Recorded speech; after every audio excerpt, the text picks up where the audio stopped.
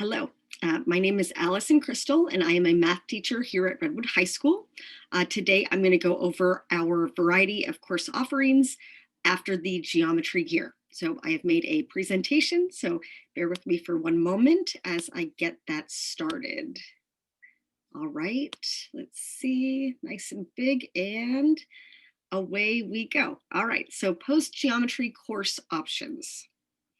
So we really have three choices. They are all considered Algebra 2 courses. We have Intermediate, Advanced Algebra, and Honors Advanced Algebra. Most of our kids do go on to Advanced Algebra, so that's really the focus of my presentation, but I want to go over the other options as well. All right, so first off, why is Advanced Algebra such an essential course? Okay, first, it covers the state of California Common Core math standards for the second year of algebra. Again, we call that Algebra 2. We follow the UC CSU system very carefully, and they require at least 3 years of mathematics. And Algebra 2 is the minimum, it is the baseline math requirement to be eligible for college, at least for this UC and CSU system. It's NCAA approved as a core Algebra 2 course. So a prospective student athlete who is seeking to be NCAA eligible has to take advanced algebra. So that's a specific distinction here. It really pertains to only student athletes and students who are in geometry as juniors who want to walk on, play their sport their senior year. So the NCAA mandates that students are taking the highest level algebra course offered.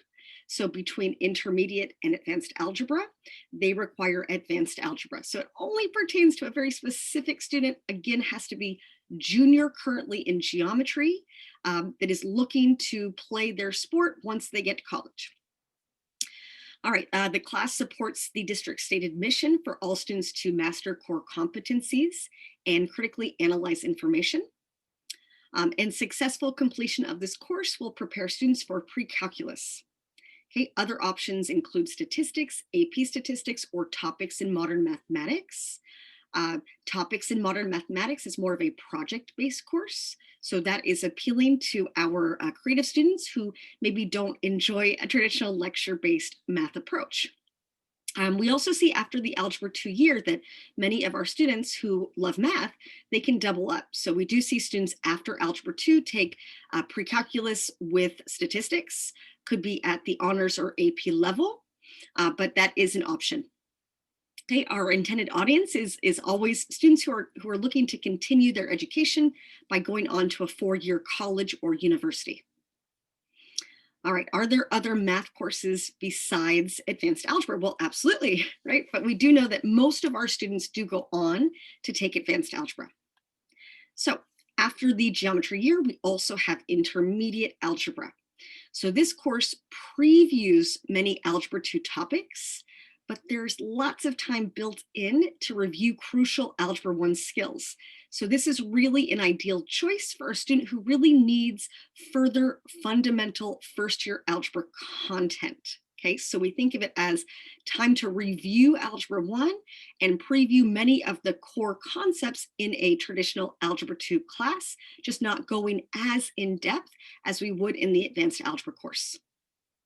It does still fulfill the UC-CSU requirement as an Algebra 2 course, which again is the minimum baseline math requirement to be eligible for college. Again, that is specific to the UC-CSU system. Okay, again, here I just want to stress it's not NCAA approved as a core Algebra 2 class. So this is a very specific group of people that this is speaking to. You're a student athlete, you are a junior in geometry. If that is you and you want to play your sport, you're that elite athlete, you want to play your sport as a freshman in college, we would ask that you take advanced algebra instead. All right, and then again here, what are the options after the intermediate algebra year? Students may move on to advanced algebra or to statistics, but we do not feel that after the intermediate algebra year, these students are prepared for pre-calculus. They need to have a little bit more exposure to the depth and rigor of our Algebra 2 course at the Advanced Algebra level. All right, Honors Advanced Algebra. So Honors Advanced Algebra, we design it to parallel our regular course. Covers all of the same content and more, so plenty of time to spend on enrichment topics. The course is designed for a very competent, successful math student who just needs an extra challenge in addition to standard coursework. This year, we are not giving a placement exam, right? Just the logistics are too challenging in our COVID world. So we are looking at students who have at least a B in each semester of geometry. Ideally, I would say that for me, my students who have thrived in the Honors Advanced Algebra course were students who had A's both semesters of geometry, but we don't want to limit our pool. So we're saying, let's look for students who are at least a B or higher as our baseline. All right, who are the ideal students? Right, have a solid foundation of Algebra 1 and geometry, love math, and really want and value a challenge. Really need a course load that can accommodate more time spent on math. So important that students have balance in their life and are picking their honors and AP courses in areas that they really feel passionate about. These students need to be able to learn from fewer examples and do not need many examples that mimic or model every type of problem. So I know that in my regular courses, I connect all the dots. I try to show all the variations of the skill. We do not do that at the honors level. So it's expected that students can connect the dots independently, right? Or be resourceful and look for other ways to fill in their gaps. Be proactive in seeking help when it's needed. Okay, we also need to attract students who really value the challenge of math more than just the A grade. So I have to point out that this course, while we designate it as honors, it does not carry the extra grade points for the UC-CSU system. So here's our little distinction here. In math, the only course that gets that extra grade point is the highest level honors course we offer. So honors pre-calculus is the course that gets the extra grade boost. We do honor the grade point at the school level. So it goes into the Redwood calculation for GPA, but it does not apply for UC-CSUs. So a student who earns a B in Honors Advanced Algebra earns a B, right? There's no extra grade bump. All right, students who are successful in Honors Advanced Algebra can move on to pre-calculus or Honors Pre-Calculus.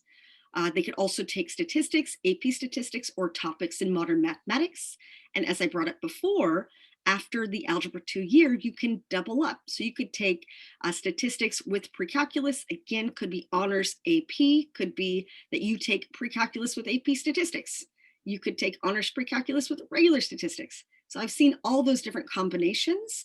The hardest one is taking honors pre-calculus with AP statistics, which is doable. Just again, we want to see balance in students' lives and schedules. All right, again, our audience, students who are looking to go on to a four-year college or university. All right, what skills does a student need to be successful in advanced algebra? Right, an ideal student has a sturdy foundation of prerequisite Algebra 1 skills, right? These are students, this is the course that most students go on to, advanced algebra, right? Earn A's or B's in Algebra 1 and geometry, or is a hardworking, consistent C-level student. I've seen many students who are consistent C students who do just fine in advanced algebra, right? But you have to be just a hard worker. Values attendance, is proactive in seeking help from the teacher. Smart period is great. We have 2 of them these days, so lots of opportunities for extra help. And we want students who are resourceful, right? Seek out extra examples in your book, go to YouTube, Khan Academy, Brightstorm, etc. All right, I always get asked this question, so I wanted to point this out very quickly. What are the specific prerequisite skills that are needed to be prepared for advanced algebra? So as a geometry teacher, I really value building fluency. So I actually embed a lot of algebra skills within my geometry curriculum. So many of these skills have been woven into the geometry course. So just going over it really quickly, combining algebraic expressions, using all operations with polynomials, simplifying expressions with exponents, radicals, rational expressions, interpret, write, graph, linear quadratic functions, solve linear and quadratic equations, right? We do a lot of factoring in geometry. We use the quadratic formula. We take square roots. So again, a lot of these skills are woven into the geometry course. Okay, again, we're just building fluency, using various methods for solving systems, uh, graphing, interpreting, writing equations of exponential functions. We have a little statistics thrown in here, so making sure we understand one variable statistics, and then basic trigonometry. And we're going to see that in the geometry year really soon. Okay, what resources are available for my child to be successful in advanced algebra? So again, I can't stress this enough. We have many first-year algebra skills that are woven into the course. We really value maintaining mathematical fluency in that geometry year. We have additional resources on our department website, so redwood.org/math. There's a whole bunch of advanced algebra prep worksheets along with step-by-step answer keys. I filmed videos this past school year that can go with those worksheets. So if a student wants to watch a lecture and then do the worksheets, that would be ideal. We also give an online version of our Algebra 1 textbook. There are videos available that show how to do select textbook problems, as well as step-by-step instructions on how to do the odd textbook problems. We also have access to a free peer tutoring program. It's open to all Redwood students. It meets after school via Zoom on Tuesdays from 3 to 4. I'm including the link for where to go for more information. All right, that is my presentation. If you have any additional questions, I would reach out to your child's current geometry teacher. If you are on the fence about where your child should be placed next school year.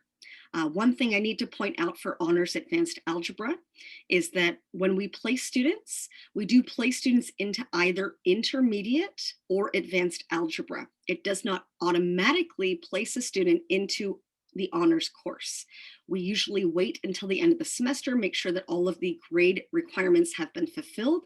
We send a contract out to the parents and the child to sign to make sure that the students want to be in that class. So the change from the advanced to honors, that placement happens at the end of the spring semester, and that's when it would show up on the schedule. All right, have a good rest of your day.